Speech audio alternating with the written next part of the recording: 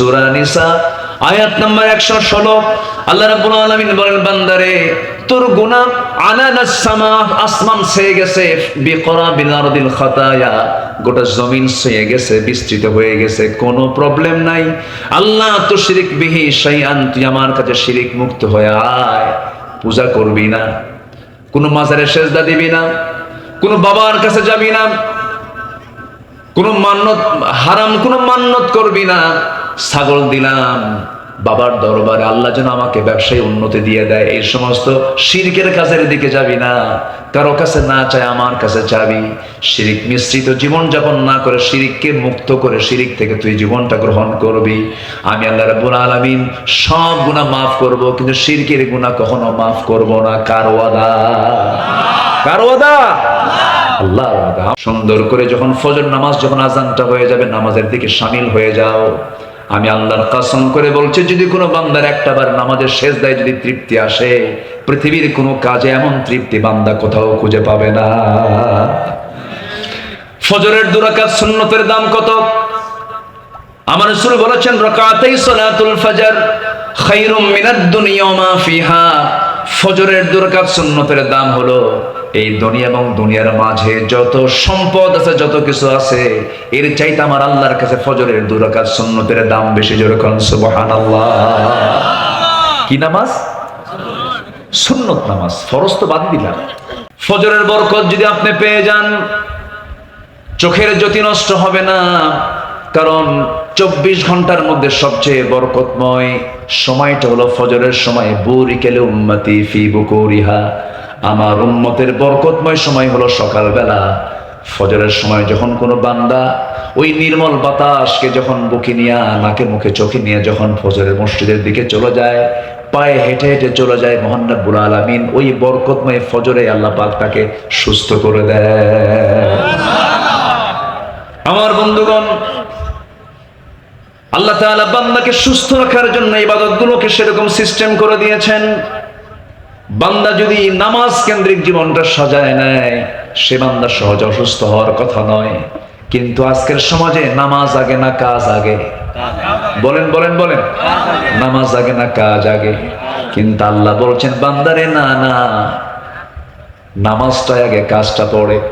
আল্লাহ রাব্বুল আলামিন সুন্দর করে বলছেন, ইযা নুদিয়া লিস-সালাতি মিন ইয়াউমিল জুমআতি ফাসআউ ইলা যিকরিল্লাহি ওয়া যারুল বাই'a যালিকুম খায়রুল লাকুম ইন কুনতুম তা'লামুন।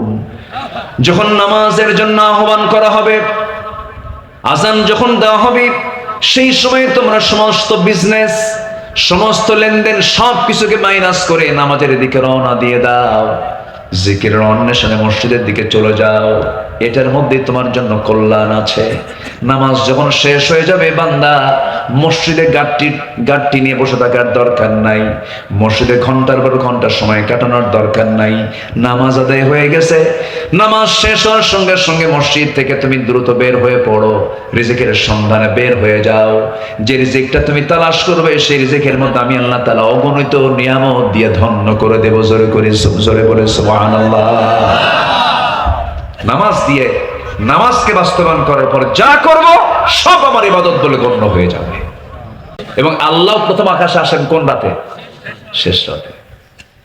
আল্লাহ রাব্বুল আলামিন নিজে ফিস সামাইদ দুনিয়া, দুনিয়ার আকাশে আসেন এবং বলেন, আলা মিন মুস্তাগফিরিন ফাগফির লাহ, কোন ক্ষমা প্রার্থী আছে আমার কাছে ক্ষমা চাবে, আমি তাকে ক্ষমা করে দেব।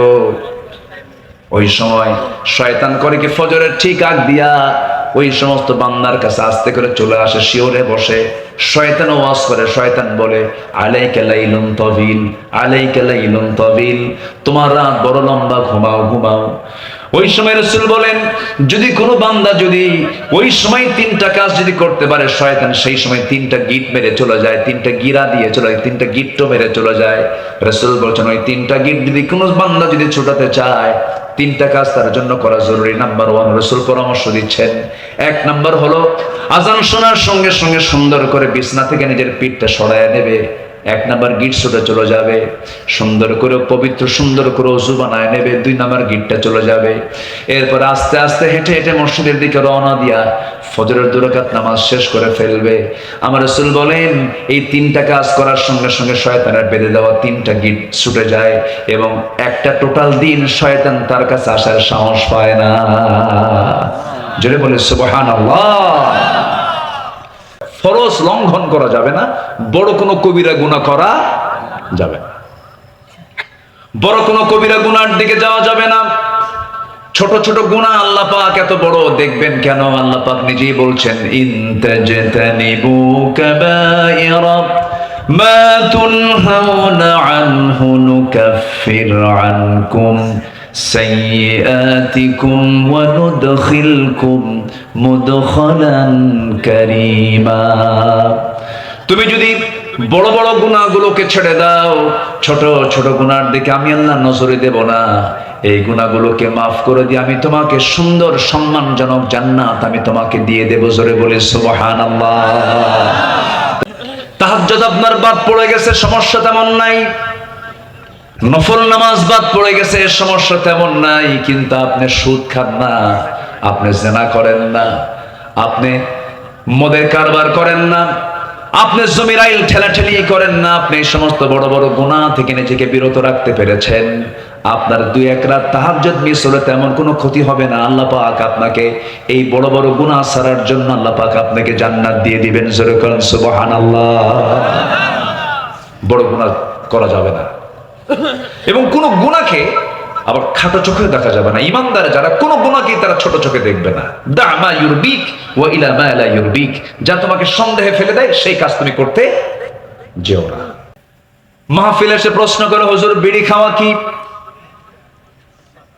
মাহফিলের হুজুর তো আপনার জবাব দেবেন না। আপনি রাজশাহী মেডিকেল কলেজের কোন ডাক্তারকে গিয়ে বলেন, লাংসের যারা ট্রিটমেন্ট করেন, এই ফুসফুস নিয়ে যাদের ফাংশন, তাদের কাছে গিয়ে বলবেন ও ডাক্তার মহাশয় বিড়ি খাওয়া কি? সঙ্গে সঙ্গে তিনি জবাব দিবেন বিড়ি খাওয়া হলো ক্যান্সারের কারণ, বিড়ি খাওয়া হলো যৌন রোগের কারণ, বিড়ি খেলে পরে হৃদরোগের কারণ হয়ে যায়, হার্ট স্ট্রোক হয়, ক্যান্সার হয়, এরপরে বিভিন্ন জটিল জটিল রোগ আক্রান্ত হয়ে যায়, শ্বাসযন্ত্র তার নষ্ট হয়ে যায়। তাহলে এখন বলুন যে নেশা পান করলে পরে ক্যান্সার হতে পারে, সেই বিড়ি খাওয়াটা ইমানদারের জন্য জায়েজ না না জায়েজ? কি ওয়ালা তুলকু বিআইদিকুম ইলা তাহলুকা, নিজকে তুমি ধ্বংসের দিকে ঠেলে দিও না। আল্লাহ পাক আমার আপনার লাঞ্চ দিয়েছেন ফ্রেশ, আর এটাকে আমি বিড়ি খায়া এটাকে আমি পচায়া দিলাম, এটা কি ভালো কাজ হতে পারে? তাহলে আমি এই অঙ্গের হক নষ্ট করলাম কিনা বলেন? আজকে আমার সাবজেক্ট কি বলেন? কি আব্দুল হক? হ্যাঁ আব্দুল হক না তো, এটা হচ্ছে বান্দার হক, আল্লাহর হক। আসো ধীরে ধীরে আমরা আল্লাহর হকটা একটু জানলাম, যে আমরা শিরিক করব না। রাজি আছেন তো সবাই? আমরা ইনশাআল্লাহ সবাই রাজি আছেন তো ইনশাআল্লাহ? আর দিন শুরু করবে কোন নামাজ দিয়ে বলেন? বলেন কোন নামাজ দিয়া? ফজর নামাজ দিয়া। আমার বন্ধুগণ, আল্লাহর হক আদায়ের জন্য বান্দার কিছু করণীয় কাজ আছে। মোটামুটি 10টা কাজ যদি কোনো বান্দা করে ফেলে, আল্লাহর হক সে আদায় করে ফেলতে পারবে। এই জন্য আমরা 10টা কাজ আমরা শিখে যাব। এর মধ্যে 1 নাম্বার বলে ফেলেছে আল্লাহ রাব্বুল আলামিন বলেন ওয়া'বুদুল্লাহা ওয়া লা তুশরিকু বিহি শাইআন।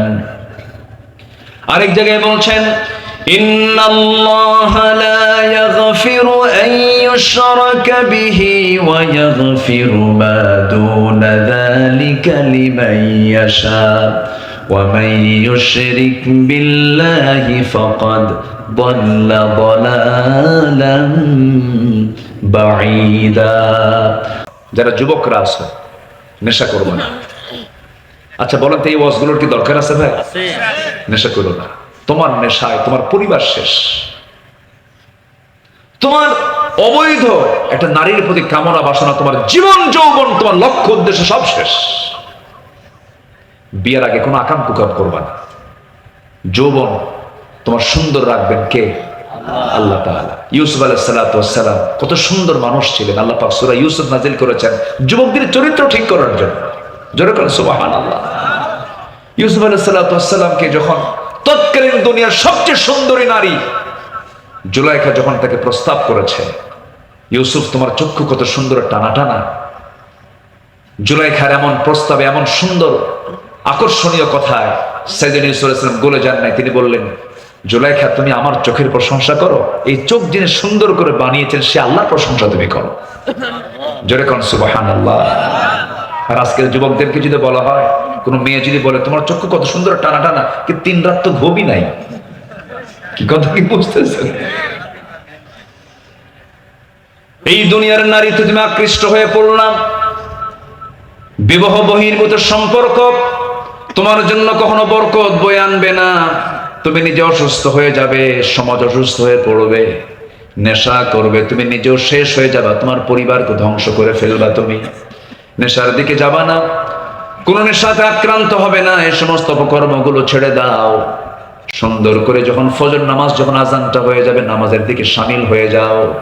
আমি আল্লাহর কসম করে বলছি, যদি কোনো বান্দার একটাবার নামাজের সেজদায় যদি তৃপ্তি আসে, পৃথিবীর কোনো কাজে এমন তৃপ্তি বান্দা কোথাও খুঁজে পাবে না। ফজরের 2 রাকাত সুন্নতের দাম কত? আমার রাসূল বলেছেন, রাকাতাই সালাতুল ফজর খায়রুম মিনাদ দুনিয়া ওয়া মা ফিহা। ফজরের 2 রাকাত সুন্নতের দাম হলো এই দুনিয়া এবং দুনিয়ার মাঝে যত সম্পদ আছে, যত কিছু আছে, এর চাইতে আমার আল্লাহর কাছে ফজরের 2 রাকাত সুন্নতের দাম বেশি। জোরে কোন সুবহানাল্লাহ। কি নামাজ? সুন্নত নামাজ, ফরজ তো বাদ দিলাম। ফজরের 2 রাকাত সুন্নতের দাম হলো গোটা দুনিয়ার চাইতে বেশি। আমরা সামান্য দুনিয়ার কিছু টাকা পয়সা, কিছু সম্পদ আহরণের জন্য কি না কি পরিশ্রম করি, মাথার ঘাম পায়ে ফেলতেছি, তাও চেষ্টা করেও পাই না।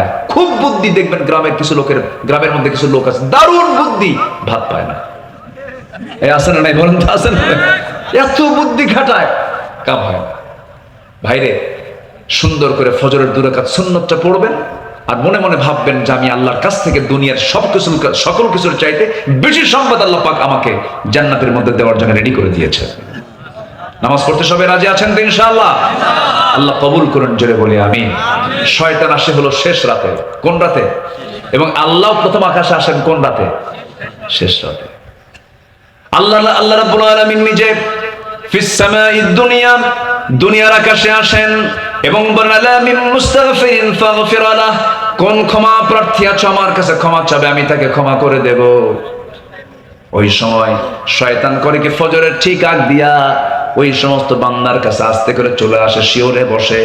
শয়তান ওয়াজ করে, শয়তান বলে, আলাইকা লাইলুন তাবিল, আলাইকা লাইলুন তাবিল, তোমার রাত বড় লম্বা, ঘুমাও ঘুমাও।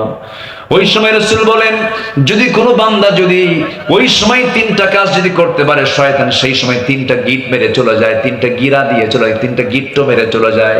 রাসূল বলছেন, ওই 3টা গিট যদি কোনো বান্দা যদি ছোটাতে চায়, 3টা কাজ তার জন্য করা জরুরি। নাম্বার 1, রাসূল পরামর্শ দিচ্ছেন, 1 নাম্বার হলো আজান শোনার সঙ্গে সঙ্গে সুন্দর করে বিছনা থেকে নিজের পিঠটা সরায় নেবে। 1 নাম্বার গিট ছুটে চলে যাবে, সুন্দর করে পবিত্র সুন্দর করে ওযু বানায় নেবে। 2 নাম্বার গিটটা চলে যাবে। এরপর আস্তে আস্তে হেঁটে হেঁটে মসজিদের দিকে রওনা দিয়া ফজরের 2 রাকাত নামাজ শেষ করে ফেলবে। আমার রাসূল বলেন, এই 3টা কাজ করার সঙ্গে সঙ্গে শয়তানের বেঁধে দেওয়া 3টা গিট ছুটে যায় এবং একটা টোটাল দিন শয়তান তার কাছে আসার সাহস পায় না। জোরে বলে সুবহানাল্লাহ। নামাজকে আমরা কন্টিনিউ করব। আমরা এত নিরাপদে আছি বাংলাদেশে, আলহামদুলিল্লাহ বলেন। পশ্চিমবঙ্গের মানুষগুলোকে দেখেন, নিজের চোখে দেখলাম, আমি নিজেও ফোন দিয়েছিলাম।